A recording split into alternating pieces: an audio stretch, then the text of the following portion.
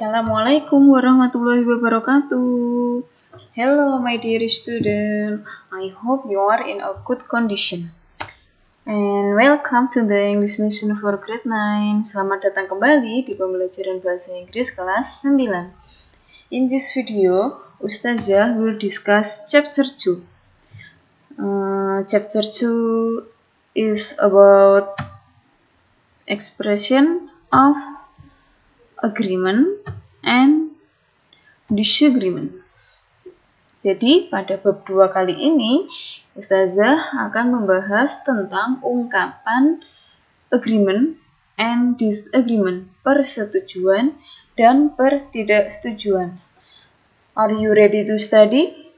Okay, let's check the video.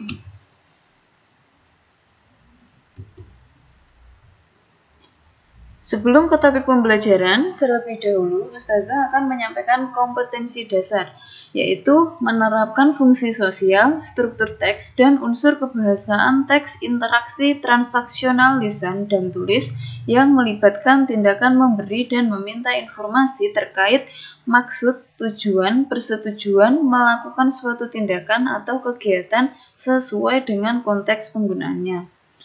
Selanjutnya, tujuan pembelajaran. Setelah mempelajari bab ini, Ustazah harap kalian mampu menerapkan fungsi sosial, struktur teks, dan unsur kebahasaan yang melibatkan tindakan memberi dan meminta informasi terkait maksud, tujuan, persetujuan, melakukan suatu tindakan atau kegiatan. Well, my student, kalian pernah nggak mempunyai permasalahan dengan teman-teman karena perbedaan pendapat? Atau mungkin kalian sependapat dengan teman kalian? Nah, bagaimana kira-kira mengungkapkannya dalam bentuk bahasa Inggris? Oke, di sini kita akan membahas penggunaan expression of agreement, yaitu ungkapan yang digunakan untuk menyatakan persetujuan terhadap pendapat orang lain. Jadi ini apabila kalian setuju terhadap pendapat orang lain atau teman kalian atau orang tua kalian, dalam bahasa Inggris dinamakan agreement. Selanjutnya, expression of disagreement ini adalah ungkapan yang digunakan untuk menyatakan ketidaksetujuan terhadap pendapat orang lain. Jadi kebalikan dari agreement, kalau disagreement itu adalah tidak setuju. Selanjutnya, ini ada beberapa ungkapan yang biasa digunakan ketika kita setuju terhadap pendapat orang lain. Ingat-ingat ya, setuju terhadap pendapat orang lain. Yang pertama, I agree with you. Yang kedua, that's exactly how I feel. Yang ketiga, absolutely or exactly. Yang keempat, that's so true. Yang kelima, that's a good idea. Dan yang keenam, that's for sure. Di sini keenam ungkapan ini bisa kalian gunakan, dipilih salah satu, salah dua, atau beberapa. Yang terpenting intinya adalah ketika kalian setuju terhadap pendapat orang lain, kalian menggunakan dengan ungkapan berikut ini. Selanjutnya kita simak dulu yuk video yang berisi dialog di bawah ini. Judulnya adalah Agreement and Dialogue, jadi dialog ungkapan persetujuan. Hey, look at my new ring, isn't it cool? Yes, I absolutely agree with you. Your ring is so cool. It perfectly matches with your finger. Setelah menyaksikan dialog tersebut, di sini terdapat ungkapan I absolutely agree with you. Yang berarti ungkapan tersebut bisa kalian gunakan untuk menyatakan persetujuan kalian. Sampai di sini, paham ya anak-anakku? Pada tahap berikutnya, kita ke expressing disagreement. Seperti yang sudah Ustazah sampaikan di depan tadi, disagreement artinya adalah ketidaksetujuan atau tidak setuju. Bagaimana cara mengungkapkannya dalam bahasa Inggris? Yang pertama, I don't think so. Yang kedua, I totally disagree. Yang ketiga, I beg to differ.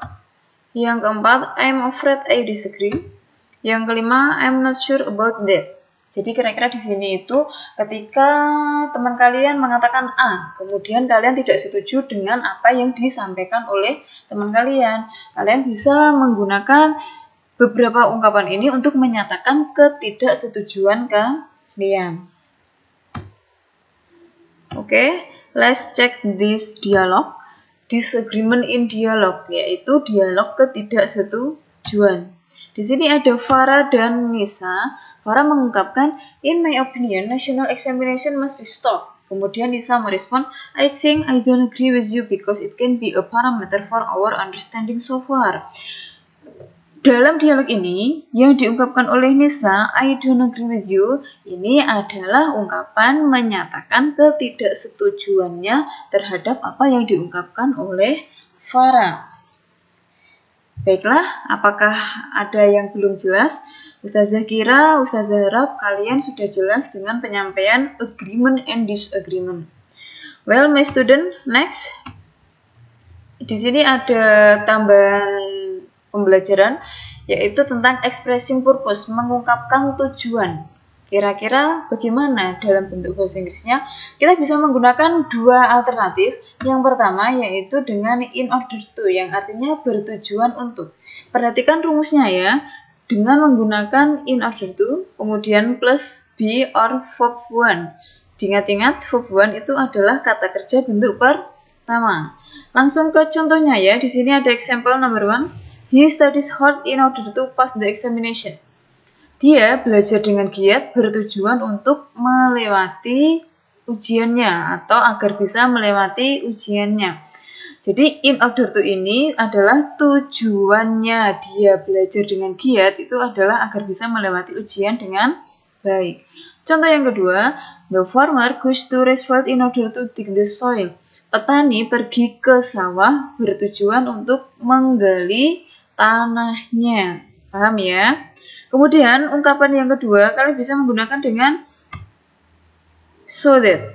Rumusnya di sini adalah so that plus subject plus modal.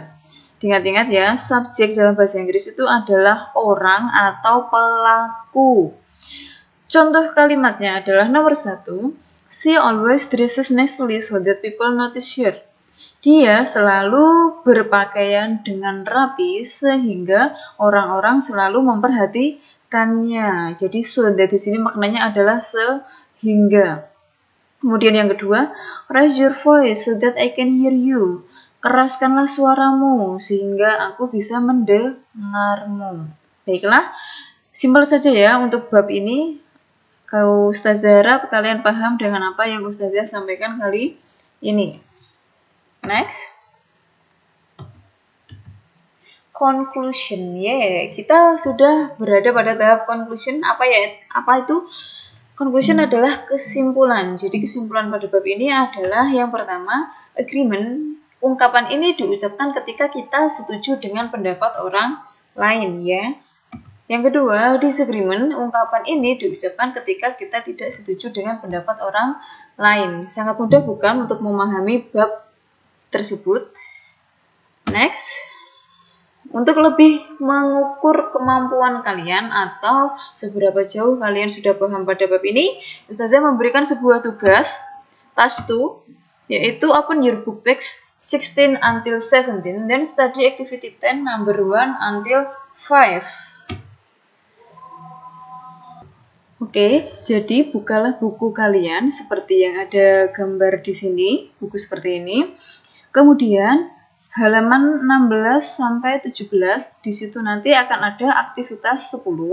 Tugas kalian adalah mengerjakan nomor 1 sampai 5. Paham ya? Selanjutnya, perhatikan perintahnya. Di situ tertulis match the statement or question with the response, yang artinya pasangkanlah pernyataan atau soal sesuai dengan responnya dengan cara menulis huruf beserta kalimatnya. Oke, atau kalian bisa langsung mengerjakan tugasnya lewat Google Form dengan klik link yang ada di deskripsi YouTube ya. Oke, thank you for watching, reading, and observing. See you next time in the next video. Wassalamualaikum warahmatullahi wabarakatuh.